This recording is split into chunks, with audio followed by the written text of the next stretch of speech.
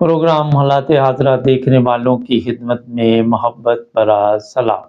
ناظرین، 22 کروڑ زندہ لاشیں۔ جی ہاں، پاکستان میں اس وقت جو لوگ بھی یہ سمجھتے ہیں کہ وہ زندہ ہیں، میرا خیال ہے کہ وہ اپنے چیک اپ کرائیں، اپنے ضمیر کے چیک اپ کروائیں، اپنی غیرت کے چیک اپ کروائیں، تو ان کو پتہ چل جائے گا کہ وہ زندہ لاشیں۔ ایک بچے کی موت آج پوری پاکستانی قوم کے لیے میرا خیال ہے کہ سوچنے کا مقام ہے۔ میں زیادہ سخت الفاظ نہیں کہوں گا۔ جو قومیں آوازیں نہیں اٹھاتی، جو قوم اپنے حق کے لیے جدوجہد نہیں کرتی، انہیں پھر لاشیں اٹھانی پڑتی۔ اور یہ لاش کوئی پہلی لاش نہیں ہے۔ اس سے پہلے عرشہ شریف، اس سے پہلے اور بھی کس کس کا میں نام لوں، ماڈل ٹاؤن کا لوں، کون کون سا نام لوں۔ آج کامرس میں بھی ایک صاحب لکھ رہے تھے کہ ماڈل ٹاؤن کا کیا بنا، اور سر اس ملک میں کسی کا کچھ بنا ہو تو مجھے بتائیے۔ آج پاکستان کے عوام یہ سوچ رہے ہوں گے کہ شاید یہ کسی کا بچہ ہے اور اس کی تدفین کے بعد ہمیں سکون مل جائے گا۔ جناب، یہ میں بتا دیتا ہوں کہ ہو سکتا ہے کل کسی اور کے بچے کی یہ باری آ جائے، اللہ رحم کرے، مگر سوشل میڈیا پہ اس وقت کیا چل رہا ہے تھوڑا سا ہم آپ کو وہ بھی بتائیں گے۔ چیف آف آرمی سٹاف کو کہا گیا کہ یہ بچے کا قاتل ہے۔ جرنیلوں کے اوپر ڈائریکٹ سوشل میڈیا پہ یہ چیزیں چل رہی ہے اور کہا جا رہا ہے کہ پی ڈی ایم اور یہ جرنیل جو ہیں یہ قوم کے قاتل ہیں، انہوں نے قوم کو بیچ دیا ہے۔ ایک چیز ذہن میں رکھے، جس دن سے سودے بازی قمر جاوید باجوہ کے ذریعے اس ملک کی ہوئی، اس دن سے نہ کوئی انسانی حقوق کی تنظیم آپ کو یہاں پہ نظر آئی، نہ ہی کوئی اس طرح کے اور لوگ سامنے آئے جو آواز اٹھاتے۔ اگر یورپ کی تھوڑی سی بات کر لے تو یہاں پہ کتا بھی مر جائے تو جناب ایسے ادارے ہیں جو حرکت میں آ جاتے ہیں، مگر ہمارے وہاں پہ انسانوں کی بھی کوئی قیمت نہیں ہے۔ یہاں سے آپ اندازہ لگا سکتے ہیں کہ پاکستان میں ہم جو لوگ بھی وہاں پاکستان رہتے ہیں، میں تو نہیں رہتا لیکن جتنے بھی رہتے ہیں، انہوں نے اپنے آپ کو اتنا سستا کر دیا ہوا ہے کہ ان کی کوئی اہمیت نہیں ہے۔ اگر کوئی مر جاتا ہے تو اس کے لیے بھی 2-4 دن آپ یہ کریں گے، افسوس کریں گے، اور اس کے بعد پھر ایک نیا کام شروع ہو جائے گا، ایک نئی لاش آ جائے گی۔ ابھی پہلی لاش کا آپ غم منا کے ہٹے ہوں گے اور پھر دوسرا کیس آ جائے گا۔ تو جناب، پاکستان میں غم ہی غم ہے اور کچھ بھی نہیں ہے۔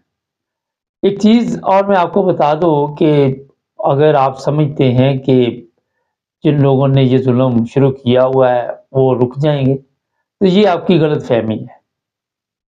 یہ آپ کی غلط فہمی ہے کہ یہ لوگ باز آ جائیں گے۔ آپ کو میں یہ بھی بتا دیتا ہوں کہ آج جو سپریم کورٹ میں ایک ڈرامہ چلا تھا، جب اس کی تھوڑی سی ہوتا یہ ہے کہ ہمارے پاس بھی تھوڑا ٹائم چاہیے تاکہ سوچنا پڑتا ہے، تو یہ سب ڈرامہ جو چل رہا ہے یہ نواز شریف کو وہاں لانے کے لیے شروع کیا ہے۔ یہ نواز شریف کا خاص بندہ ہے، جو آپ سب کو پتا ہے کہ نواز شریف نے اس کے لیے ریلیف پیدا کیا تھا۔ اس کا جو ریفرنس تھا اس کی بیوی کا، وہ واپس لیا تھا شہباز شریف کے ذریعے۔ تو آج لوگ سمجھ رہے ہیں کہ پتہ نہیں کوئی بہت بڑا پہاڑ پاکستان میں گرا ہے۔ ایک صاحب نے لکھا تھا کہ یہ نیا ڈرامہ ہے، واقعی یہ ڈرامہ ہے۔ میں نے تو آپ کو پہلے ہی بتا دیا اس سے پہلے جو پروگرام کیا تھا کہ یہ ڈرامے باز لوگ ہیں، یہ ڈرامے کرتے ہیں، انہوں نے عوام کو کیڑے مکوڑے سمجھ رکھا ہے۔ مجھے یاد ہے ایک دفعہ نون لیگ کے ایک جلسے میں نہیں، وہ جا رہا تھا نواز شریف، شاید راستے میں ایک بچے آئے، اس کی گاڑی کے نیچے کسی کی آ گیا نون لیگ کے، تو انہوں نے کہہ دیا تھا جناب یہ پہلی شہادت ہے۔ یہ شہادت صرف پاکستانی عوام کے نصیب میں ہے، ان حرام خوروں کے نصیب میں کیوں نہیں؟ ان کے نصیب میں کیوں؟ اب جو لوگ فوج کے خلاف اس وقت سوشل میڈیا پہ آپ دیکھے جا، آئے دن چیف آف آرمی سٹاف کا بھی بیان آتا ہے سوشل میڈیا کے متعلق۔ میں وہ باتیں کرتا ہوں جو سوشل میڈیا پہ چل رہی ہے، اپنے آپ سے مجھے کہنے کی ضرورت نہیں ہے کہ اتنی نفرت لوگ جرنیلوں سے کر رہے ہیں اس وقت، اور وہ کہہ رہے کہ ان کو صاف دینا پڑے گا، خواتین بھی میدان میں آئی ہوئی ہیں، مرد بھی ہیں، بوڑھے بھی ہیں۔ ان لوگوں کی یہ حالت ہے کہ گوال منڈی جو نواز شریف کا اپنا حلقہ ہے، وہاں سے جب سروے کیا گیا تو لوگوں نے کہا کہ نواز شریف واپس آئے گا تو ہم اس کو جوتے ماریں، ہم اس کا وہ اشر کریں گے۔ کسی نے کہا میرے گھر میں 25 جوتے ہیں، میں سارے اس کو ماروں گا۔ ان لوگوں کی یہ اوقات ہے، اور جو لوگ ان کا ساتھ دے رہے ہیں وہ بھی میرا گناہ گار ہے۔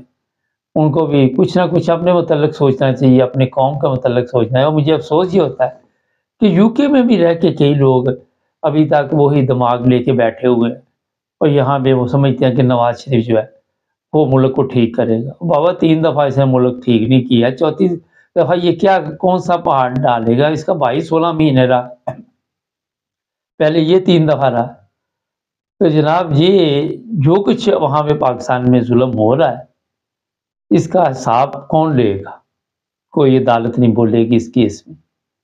اس کیس میں کسی کو توفیق نہیں ہوئی کہ کوئی آواز اٹھاتا، کوئی باہر نکلتا، لوگوں کو ڈرا دھمکا کے بند کیا ہوا ہے، پی ٹی آئی کی خواتین کو بند کیا ہوا ہے اور ان کی ضمانتیں نہیں ہونے دے رہا ہے۔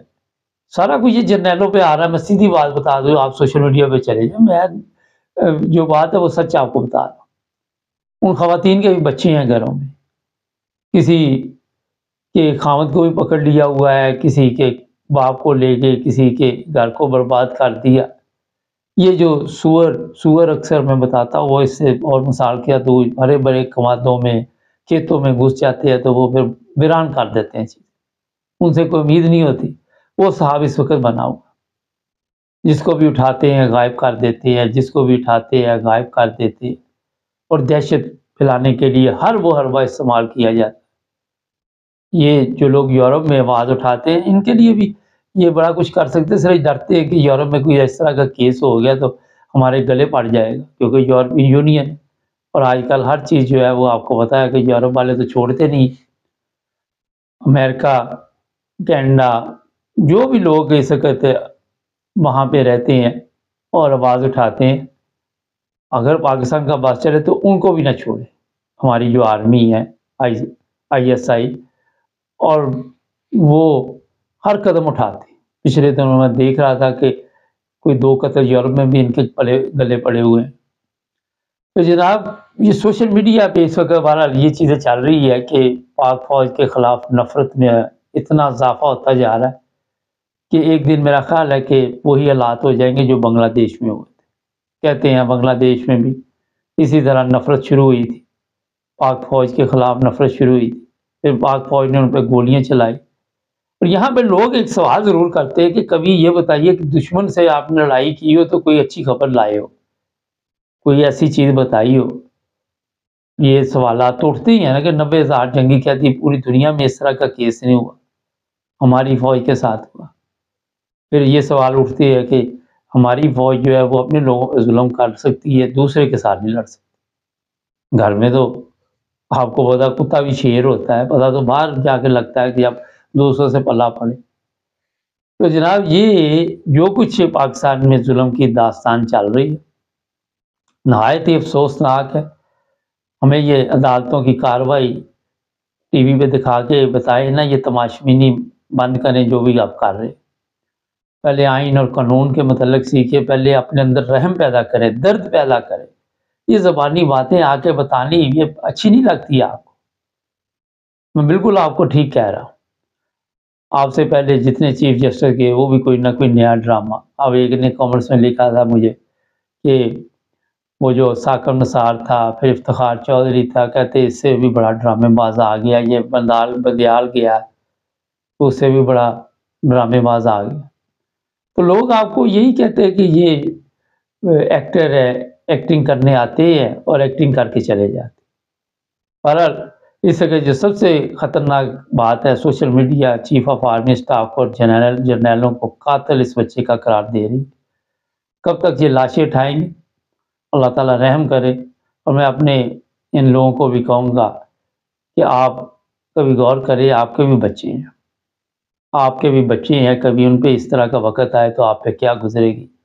بے گناہ لوگوں کو جیل میں بند کیا، اس کے باپ کو جیل میں بند کیا، کوئی قصور نہیں اس کا، صرف عمران خان کا ساتھ دیا۔ رحم نہیں آپ کے دلوں میں، کوئی ضمانت نہیں آپ لینے دیتے، ججوں کو فون کر دیتے، تکلیف دہ حالات ہے۔ یہ پرویز الہی دیکھ لیں، ایک کیس سے جان چھوڑتی دوسرے میں پکڑ لیتے، یہ بے گناہ عورتیں بچے کس کس کو پکڑے گے؟